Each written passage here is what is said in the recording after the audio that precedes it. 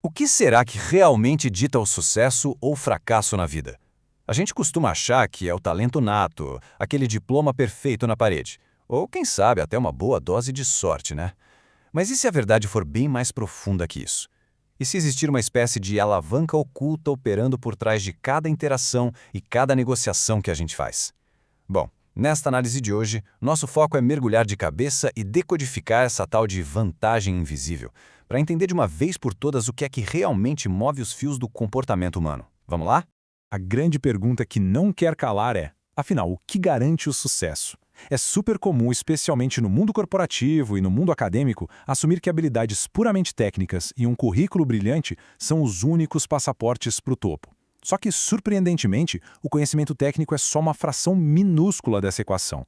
A verdadeira chave, o alicerce absoluto que separa quem avança de quem fica estagnado, está puramente nos fatores comportamentais. É o fator humano que dita as regras.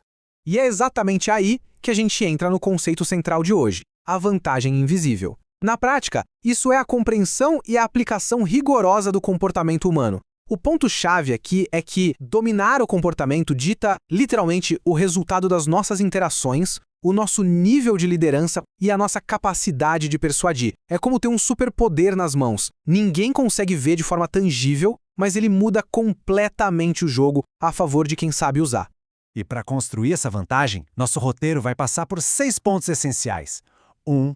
A própria vantagem invisível. 2. Dominar a si mesmo. 3. A arte da observação. 4. Comunicação e necessidades. 5. A mecânica da persuasão. E, por fim, 6. A verdadeira disciplina. Ponto número 1. Dominar a si mesmo e a autoridade, construindo o conforto antes das habilidades. A regra básica aqui é que, antes de tentar influenciar o mundo lá fora, a gente precisa construir um domínio próprio inabalável.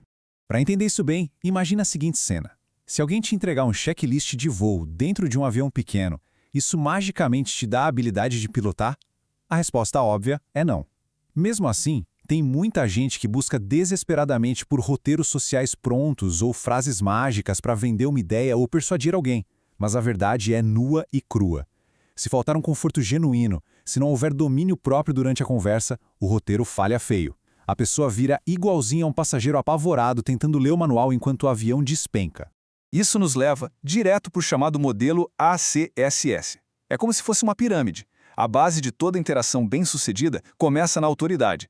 Logo acima vem o conforto. Só depois entram as habilidades sociais. E lá no topo, num espaço bem estreito, ficam as habilidades técnicas. O erro fatal que a maioria das pessoas comete é correr freneticamente atrás daquele topo, o checklist de vendas, quando na real o que falta é a fundação inabalável da autoridade pessoal e do conforto na própria pele. Sem se mover com calma e confiança, não tem técnica que se sustente.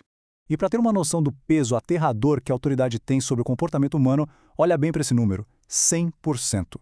No famoso experimento de Milgram, uma figura de autoridade, vestindo só um jaleco branco de laboratório, mandou que voluntários dessem choques elétricos perigosos em outra pessoa. E por mais chocante que seja, absolutamente 100% dos participantes foram até o limite máximo de voltagem, simplesmente porque alguém que parecia ser uma autoridade mandou continuar. É assustador, mas prova o poder irracional que a percepção de autoridade projeta na nossa mente. Passando para o ponto número 2, a arte da observação e como ler a sala. Com a autoridade já estabelecida, como a gente faz para decodificar ativamente os sinais ocultos que as outras pessoas transmitem o tempo todo? Olha só que sacada interessante. A maneira mais rápida e eficaz de ler o estado interno de alguém é simplesmente observar a velocidade com que essa pessoa pisca os olhos. Mas calma, não é adivinhação. Primeiro, a gente precisa estabelecer uma linha de base, observando o ritmo normal da pessoa nos primeiros minutos de conversa. Depois, o grande segredo é ficar atento a alterações súbitas nessa velocidade. O que quebra o padrão é o que revela a verdade. A chave é saber decodificar os extremos desse espectro das piscadas.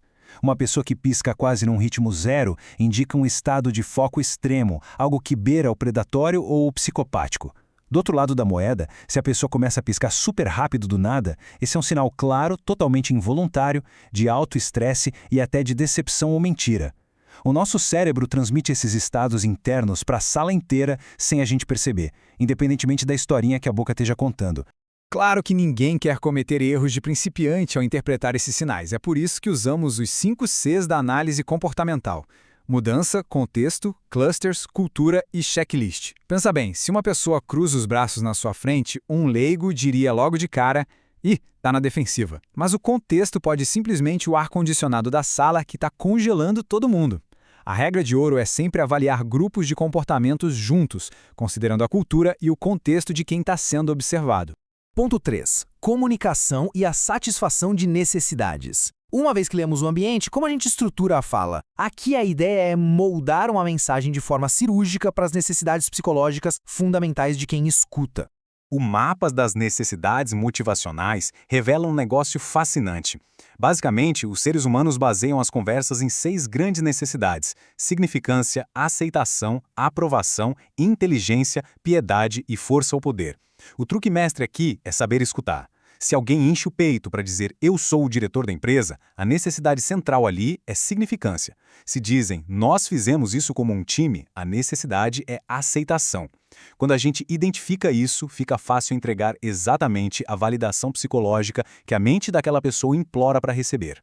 Quer ver uma técnica matadora para aplicar isso e extrair informações sem parecer que está no interrogatório? É só entender a diferença entre uma pergunta direta e a elicitação. Imagina perguntar na lata quanto você ganha. Imediatamente um escudo de defesa é levantado. Mas se a gente solta uma afirmação do tipo "nossa, li em algum lugar que a galera aqui ganha uns $26 por hora". Pronto, a natureza humana adora estar certa. O instinto da pessoa dispara um gatilho incontrolável para corrigir a sua afirmação e ela voluntaria o valor real de forma supernatural sem sentir pressão nenhuma. Ponto 4. A mecânica da persuasão, influenciando identidade e ação. É aqui que vemos o verdadeiro poder agindo nos bastidores e alterando a forma como o cérebro processa a realidade ao redor. Este é o poderoso modelo PCP, e ele funciona como um efeito dominó que é quase irresistível. O primeiro passo é alterar a percepção que uma pessoa tem sobre um evento. No momento em que você consegue isso, o contexto em que ela enxerga a situação muda de imediato. E é esse novo contexto que dá a permissão para que ela haja de uma forma totalmente diferente, assumindo atitudes que antes pareciam simplesmente impossíveis. É exatamente através dessa dissonância cognitiva que crenças radicais são instaladas e grandes massas são gerenciadas. E isso nos traz para o modelo FAT. Foco, autoridade, tribo e emoção. São 4 grandes gatilhos universais que operam lá na nossa mente primitiva, no lado mamífero do cérebro. Sabe quem usa isso? Absolutamente todo mundo, desde adestradores de animais até aqueles comerciais de refrigerante na TV. Eles capturam seu foco com alguma novidade, estabelecem uma autoridade, mostram que a sua tribo está participando daquilo e, por último, disparam uma emoção fortíssima. É literalmente uma equação matemática para gerar ação orgânica. E chegamos ao ponto 5. Redefinindo a verdadeira disciplina. Essa é a grande engrenagem do sucesso, e a gente precisa mudar completamente as lentes sobre como enxerga isso hoje. A gente cresce com essa ideia de que disciplina é sinônimo de punição, de restrição, de sofrimento, não é? Mas a definição pura de disciplina é muito mais profunda e bonita do que isso. É simplesmente a habilidade de priorizar as necessidades do seu eu do futuro à frente das vontades do seu eu do presente.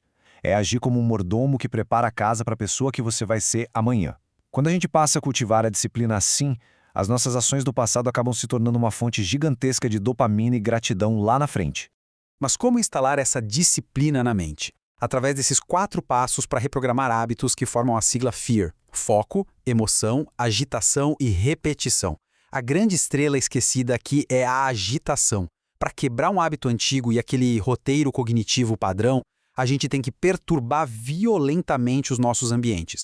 É impossível construir uma mente disciplinada sentando no mesmo sofá e olhando exatamente para as mesmas paredes todos os dias. A mudança de ambiente é absolutamente fundamental. E para fechar a nossa imersão de hoje, fica uma provocação sobre as nossas tomadas de decisão. Vale a pena refletir. Será que as escolhas diárias de hoje estão servindo como um mordomo cuidadoso para o futuro? Ou será que estamos apenas sacrificando a nossa verdadeira identidade futura em troca daquele conforto gostoso, mas passageiro do presente? O comportamento humano pode até ser invisível aos olhos, mas os resultados dele, esses estão por toda parte. Até a próxima!